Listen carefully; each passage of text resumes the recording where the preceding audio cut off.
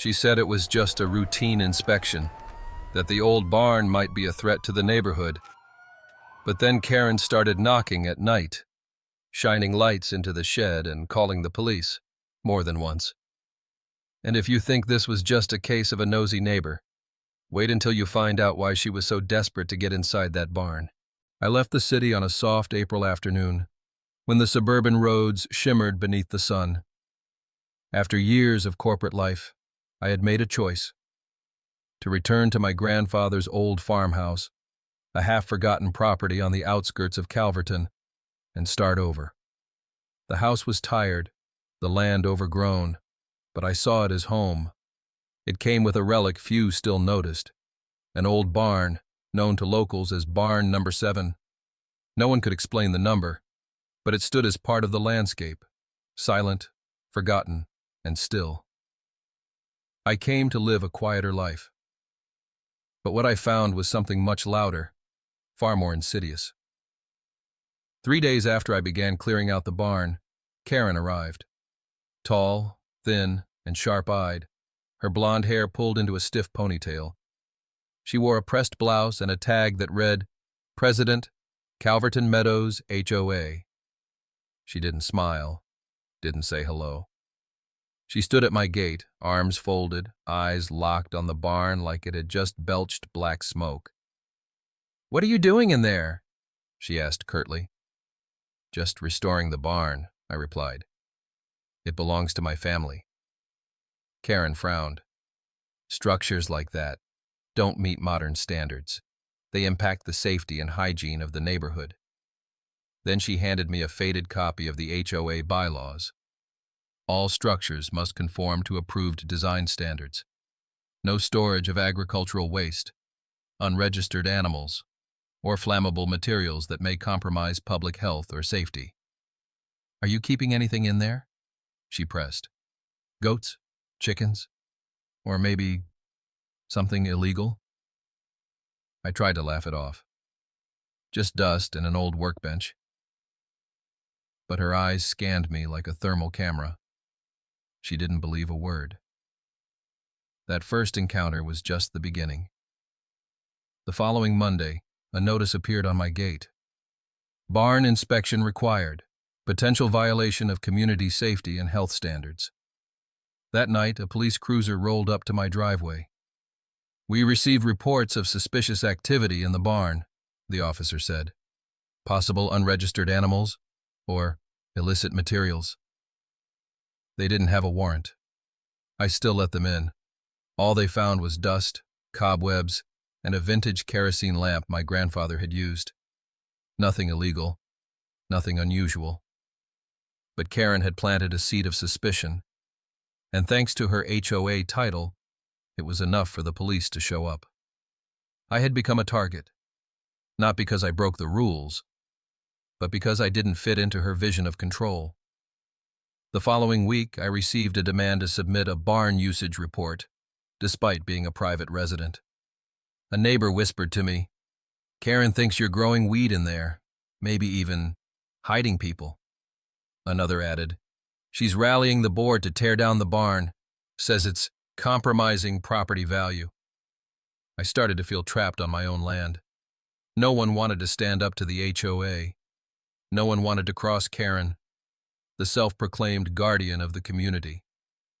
But I couldn't back down, because if I gave in now, someone else would be next. Another homeowner judged and silenced under the guise of common interest. So I began documenting everything: every visit, every warning, every police drop-in. I wrote it all down, recorded conversations when legal, and photographed every notice. I knew then, if I wanted to live freely, I'd need to do more than keep the barn. I'd need to expose the system behind the woman knocking at my door. The third call came on a Tuesday. This time it wasn't about animals or vague sanitation concerns. It was something darker, more sinister. "Someone's inside the barn," Karen told dispatch. "I heard them crying for help.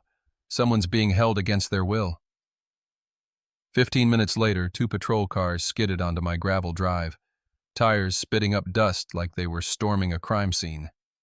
I barely had time to open the front door when officers were already moving toward the barn, hands on holsters demanding immediate access. "But you don't have a warrant," I protested. "We have probable cause," one officer snapped. "A civilian reported hearing a voice. That's enough for an emergency sweep." They didn't knock. They pushed through. Flashlights scoured every corner. They opened crates filled with old tools. They poked through hay bales stacked since the 90s. One officer even kicked in a loose floorboard, only to find a family of field mice. No screaming, no person, no crime. After 40 minutes, they found nothing, because there was nothing. But the lead officer wasn't done. He stepped close, hand still on his belt. "You're skirting the line, sir. We can report this as a Code 311, unlawful structure inspection resistance. That can escalate." I stood my ground. "This is my barn, on my land. I'm not part of your HOA, and unless you're filing charges, this conversation is over." I walked into my house and came back with a folder, weathered but organized. Inside, the original deed from my grandfather, dated 1974, updated land survey maps showing my property line, a signed letter from the county clerk. "This property lies outside any HOA boundary. I placed them gently on the patrol car's hood." "You were called here on a lie?" I said. Again. The officer didn't apologize. They rarely do. They left, quietly, but not before giving me a final warning. "Next time, cooperate faster. HOA rules are tightening around here." And then came the HOA enforcement notice. This time not a suggestion, but a fine. $1,500 for violating community visual standards, an additional $800 for refusal to comply with HOA administrative requests, and most threatening of all, mandatory appearance at HOA meeting for potential enforcement action, barn removal vote. Karen wasn't hiding anymore. At the next HOA meeting, held under a tent outside the community rec center, she stood at the front, arms raised like a revivalist preacher. "We have a problem," she said. "One of our neighbors has consistently rejected our efforts to protect this neighborhood's peace. He refuses to allow inspections. He won't pay community dues. And worst of all..." She paused, letting silence settle like a fog. "He's hiding something in that barn." Gasps from the crowd, whispered exchanges. I stood at the back, silent, fists clenched. Karen walked across the small platform, gesturing toward a printout of my barn, blown up and grainy. No one goes in, no one comes out. Yet 3 separate complaints have led to police visits. Is this what we want near our children? She turned to the group. "I'm calling for a vote. Immediate enforcement authority. Barn demolition by HOA resolution." This wasn't about code anymore. This was a witch hunt. She had no jurisdiction, no right to enforce. And yet, the crowd wavered. Because fear works. Fear of the unknown. Fear of being the next one. Karen wielded it like a sword, not with law, but with suggestion. Whispered rumors, manufactured concern. That night, I posted copies of my land records on every community bulletin board. I contacted the county zoning office. I even emailed local reporters. But what haunted me most wasn't Karen's lie. It was this thought: if enough people believe the lie, does the truth even matter anymore? I wasn't sleeping well anymore. After the 3rd police visit, no warrant, no cause, I realized this wasn't coincidence. It wasn't a misunderstanding. Someone was orchestrating this, staging it. I decided to fight back. I installed a hidden camera, tucked behind an old tool shelf in the barn, aimed directly at the rarely used side door. I'd seen muddy prints there before, too clean to be mine. And then, at 1:38 a.m. on a quiet Wednesday, the camera caught what I never imagined. Karen. In a dark jacket and baseball cap, She crept past the fence, used what looked like a homemade key, and entered my barn. In her hand, a black plastic bag about the size of a shoebox.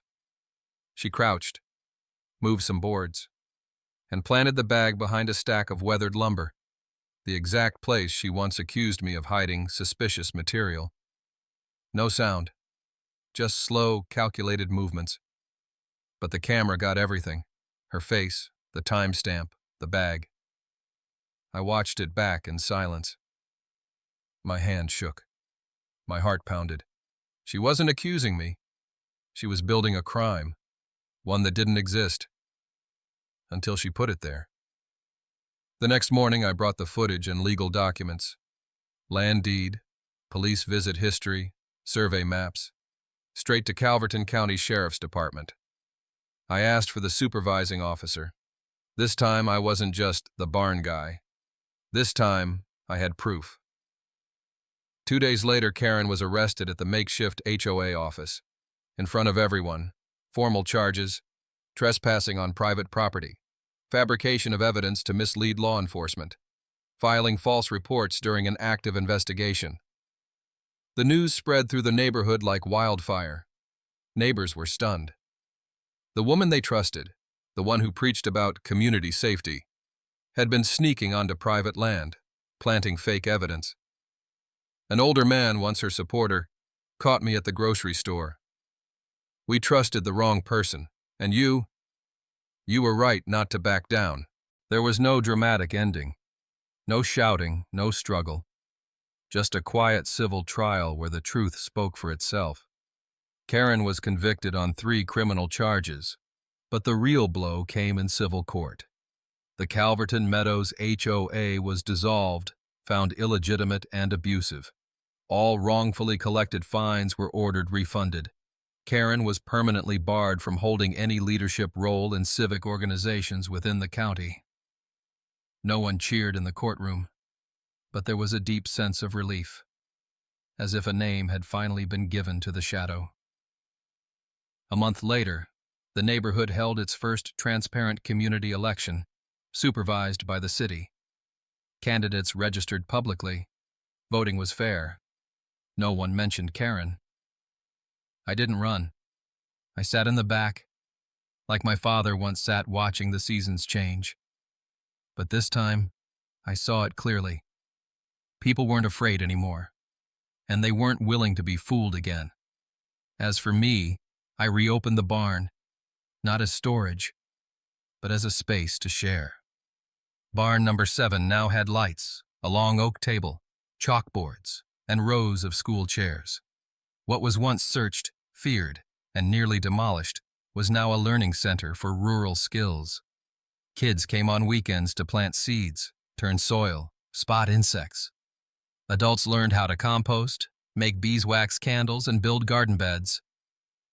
There were no fees, just a message painted on the wall: "We don't fear the land. We just forgot how to live with it." I don't hate Karen, but I won't forget her either. Because her power wasn't in a title. It was in our silence. Manipulation doesn't shout. It whispers. It says, "For the greater good." And no one asks, whose good? As long as the pain belongs to someone else, we stay quiet. Until one day, it's ours. Now the place once clouded by suspicion has become a symbol of true community. Not because someone rules it, but because people found their voices. In quiet suburban neighborhoods, the real threat doesn't always come from the outside, but from those in power within the gates. This story isn't just about a man who was falsely accused, or a woman who abused her authority. It's a reminder: transparency only exists when someone dares to ask questions. And justice only arrives when someone is willing to say no to overreach. The man in this story didn't seek conflict. He sought fairness. And sometimes, fairness begins with a small hidden camera, one that exposes what's hidden behind the veil of good intentions.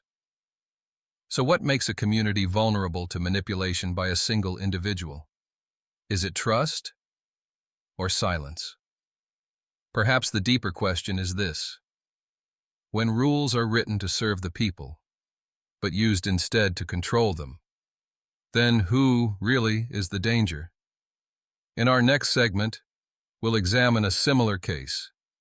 This time, not a barn, but a front yard garden fined by a HOA Karen for being too colorful. And the cost the homeowner paid wasn't just monetary.